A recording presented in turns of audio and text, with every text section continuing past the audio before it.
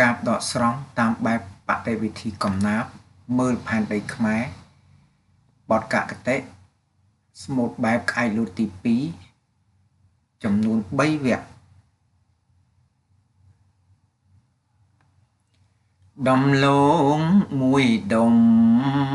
ដើមស្ពៃមួយគុំប្រៀបធៀបឧបមា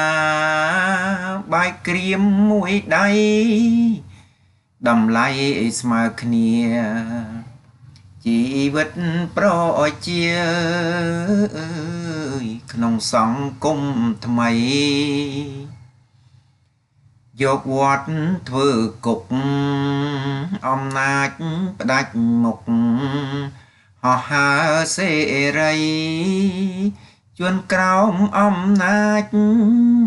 មិនអាចហាស្ដីដូចគោក្រ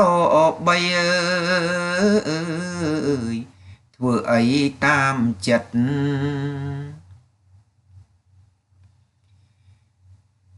ពាក្យឲ្យរៀនសូត្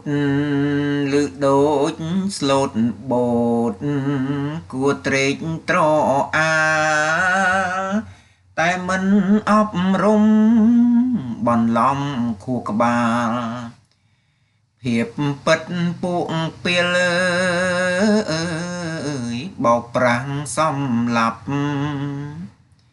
បាទកាបនេះគឺកាបដកស្រង់ពីសៀវភៅមើលផែនដីខ្មែរ